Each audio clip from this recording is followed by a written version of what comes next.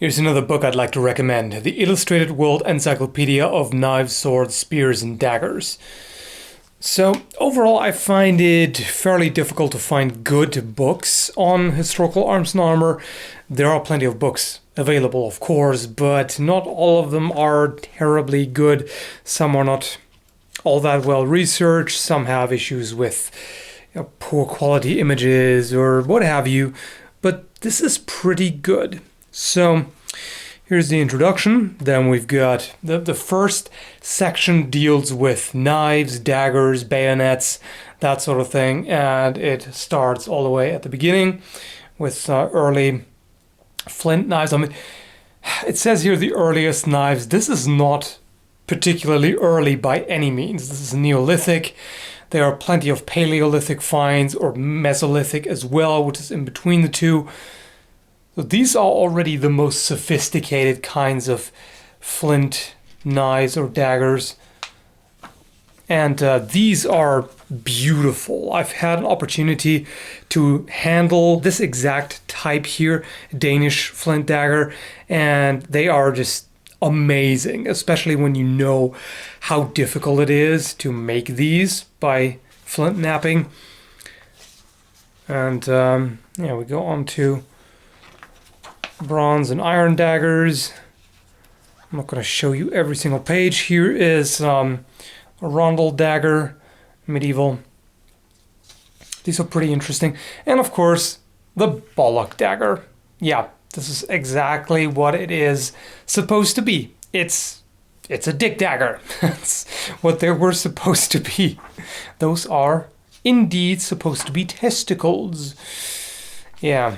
They've come up with some weird things throughout history. And they look at all kinds of different cultures here in that book. Then we also have Bowie knives of various shapes. Bayonets, of course, is quite a bit of information about that. Persian and Middle Eastern. So one thing I'm not too happy with is how small the book is. I mean, you can see here, if I put my hand here, it's really not a particularly large book. So the pictures are also relatively small. They are very high quality, don't get me wrong. The colors and the quality of the photography is really quite high. So it's a good print, but I wish it was a little larger. For this kind of thing would be nice, but it's not a big deal really. And we've got, here's an overview of different types of blades. It's very, very basic, of course. Leaf blade, double-edged curve, double-edged straight, and just the most basic types you can come up with.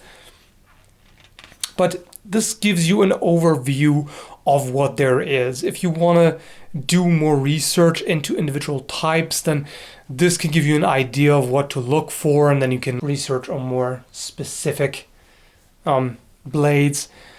There you've also got blade cross sections. This is really quite useful once again to have, especially for beginners, to get an idea of what kinds of cross sections there are. Anything from the lenticular here to odd things like square and triangular. It doesn't go into great depth on each of the individual types. It's just too broad of a field to cover, shall we say, because this really looks at all kinds of swords and daggers and pole arms as well. We've got an interesting blade shape here. Here's one thing that I wish they had. There's the length, but there's no weight. Weight, I found, is the most difficult to obtain piece of information really about weapons. It's very rarely mentioned. Unfortunately, I guess that's the museums are to blame mainly. They don't often seem to be taking that particular measurement, or at least not publishing. And so I can't really blame the author for not including this, because quite often there is no information on the weight, especially also things like blade thickness, blade width. I would just like to see more specs here. Again, that can be difficult to obtain, but this is the kind of thing that I'm really missing in most books of this kind. Just things like weight and more measurements than just length. Most of the time it's just length, if that, and that's it. So it's a bit of a shame. We've got more exotic stuff, tiger claw, dagger. I mean, Indian weapons generally, from our point of view, tend to be pretty bizarre. I mean, things like this scissor guitar, that's some pretty strange stuff, but quite fascinating. This one here even has barrels, percussion pistols attached to it. So this is really good for looking up the kinds of oddities that you don't see too much of. You've got the Khopesh or Sickle Sword. Here we have again stone weapons, so these are very early finds, hand axes. So in this case, they can often be quite difficult to distinguish from just natural rocks that lie around. The very early ones are quite crude, but you can still see with these ripples here, you can see where the stone was struck to obtain these flakes. And when you have more than one of these surfaces and regular and going in one direction, you can be pretty sure that this is man-made rather than a random accident of nature, if you will. And I've got Viking weapons, of course, the famous Stain Axe, various Viking swords.